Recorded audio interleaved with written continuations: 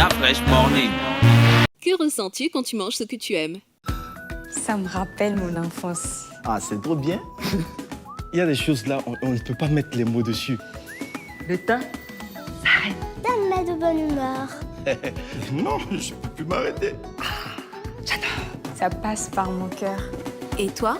Princesse Tati, un sucre issu des meilleurs champs de canne de chez nous. Profitez dès aujourd'hui des nouveaux emballages Princesse Tati dans vos points de vente habituels. Princesse Tati. Le grand sucre. Des petits bonheurs. La Fraîche Morning.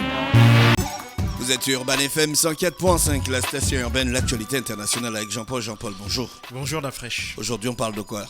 Aujourd'hui, on va parler de la disparition d'une figure politique importante du Congo-Brazzaville. Pascal Lissouba, ancien président, est décédé hier à Perpignan, dans le sud de la France, où il vivait en exil déjà depuis de nombreuses années. Pour ceux qui ne le savent pas, Pascal Lissouba était... D'abord, c'était une personnalité politique extrêmement importante. Il est né le 15 novembre 1931 dans la région de Niari. C'est au sud de la République du Congo. Il a fait ses études notamment dans cette région-là avant de partir à Nice. Avant de partir à Brazzaville pour faire des études secondaires, puis à Nice où il va obtenir son baccalauréat en 1956. Puis il va faire des études supérieures. Et donc, à l'issue de ces études supérieures-là, il va obtenir un diplôme d'ingénieur agronome, notamment qu'il va obtenir dans une école qui va faire une école d'agronomie en Tunisie. Puis, il va remonter sur la France et là-bas, il va passer un doctorat en biologie. Et c'est à partir de là, dans un premier temps, qu'il va se lancer dans la recherche. Après, dès le début des indépendances, il va d'abord se lancer dans l'enseignement supérieur à la recherche en France, puis notamment en 1900, au début des années 60. Puis il va rapidement rentrer au Congo, où il va pas chômer, puisque à peine il va rentrer au Congo, et après le coup d'État qui va faire tomber l'abbé Fulbert Youlou en 1962, il sera promu l'année qui suit par le nouveau président Massema Demba, Premier ministre. À l'époque, il n'avait que 32 ans. Il est jusqu'à présent le plus jeune Premier ministre de toute l'histoire du Congo-Brazzaville. Puis, il va y rester à peu près 3 ans. Malheureusement, il faut savoir qu'avec l'arrivée de Massema Demba, le Congo va opérer un tournant véritablement à gauche, c'est-à-dire un tournant vers les blocs de l'Est. Il va y avoir en 1964 la rupture notamment des relations diplomatiques avec les États-Unis, la reconnaissance de la République populaire de Chine et le rapprochement également avec Cuba. Cuba qui va jouer un rôle très important au Congo à l'époque puisque le gouvernement cubain aidait à structurer notamment ce qu'on appelle les organisations de jeunes au Congo. Puis en 1966, des divergences de point de vue vont inciter Pascal Lissouba à présenter sa démission à Massema Demba qui va l'accepter. Et ensuite, il va se reconsacrer encore à la recherche, notamment dans tout ce qui concernait le croisement des plantes. Et puis, il œuvrait aussi pour aider les planteurs de cacao à améliorer le rendement de leurs plantes. Et puis, après, il va connaître pendant toute cette période-là une véritable traversée du désert jusqu'en 1992. Il va même, à plusieurs reprises, échapper à des arrestations.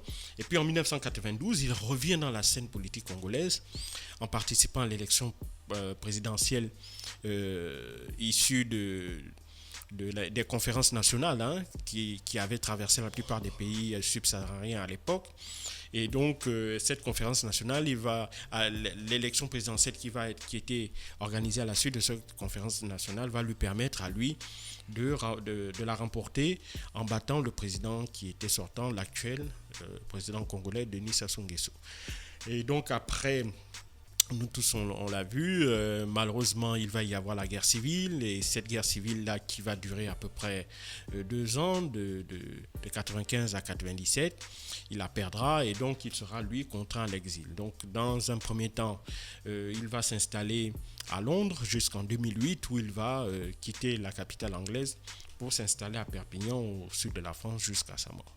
Alors, il reste le premier président démocratiquement élu du Congo du Congo de l'ère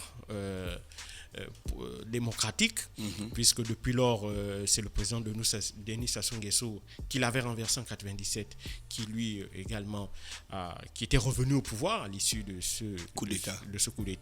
Et donc, depuis lors, il est régulièrement réélu. Donc, c'est un président qui, malheureusement, sera aussi condamné par contumace, je crois, au début des années 2000.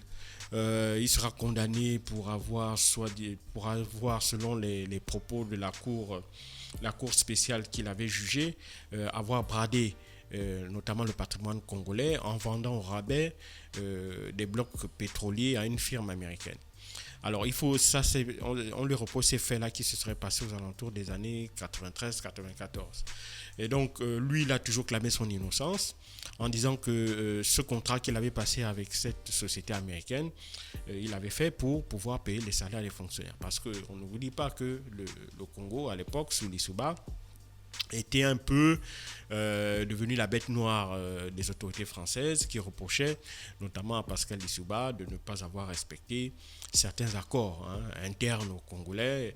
Et donc, notamment la firme de l'époque qui s'appelait Elf Aquitaine avait en quelque sorte coupé le robinet des ressources, le robinet du pétrole au régime de Pascal Lissouba pour le forcer à appliquer ces accords-là. Et donc, celui-ci n'avait plus d'autres alternatives que de chercher de nouveaux partenaires à l'étranger. Et c'est ce qui, selon certains analystes, explique justement sa chute politique, disant que le groupe ELF avait tout mis en œuvre pour justement inciter et permettre le retour de l'actuel président Denis Sassou Nguesso au pouvoir. Bon. Et donc, c'est cette histoire-là, malheureusement, qui est là, qui a été retenue. Et donc, depuis lors, Pascal Lissouba était parti en exil. Son fils, à la faveur d'un dialogue inclusif à la fin de la guerre civile, avait bénéficié de la part des autorités congolaises la possibilité de rentrer et de continuer à faire vivre le parti l'Union panafricaine pour la démocratie sociale, l'UPDS, que Pascal Lissouba avait créé à son retour. Et donc, son fils, qui est également un élu, le seul élu, je pense, même de son parti dans l'actuelle législature au Congo, c'était lui qui faisait régulièrement, qui était chargé et qui continuait d'animer la vie de ce parti-là. Alors, donc, lui, il disparaît, c'est une figure...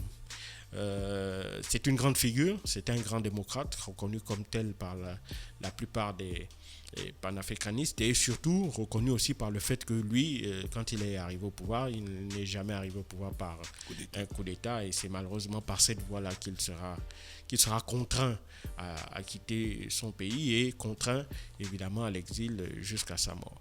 Donc c'est vraiment triste qu'une personnalité aussi brillante, une personnalité qui a véritablement œuvré avec ses moyens pour le développement du Congo et pour l'Afrique, ça montre aussi derrière les difficultés que nous, Africains, nous avons, surtout les difficultés liées à des divergences de point de vue politique. Et souvent, ces divergences-là font que les alternatives ou les solutions, souvent qui sont cherchées ou trouvées, passent par l'utilisation des armes. Et tout ça, malheureusement, ça fait que ce sont les populations qui ne bénéficient pas aussi bien des richesses du pays que des compétences, des esprits aussi brillants que ceux comme une personnalité comme Pascal Lissouba. Merci Jean-Paul qui est avec nous ce matin sur les 104.5 Urban FM, la station urbaine dans le Da Fresh Morning. On se retrouve dans quelques minutes, le temps pour nous de faire un tour en musique. Da Fresh Morning.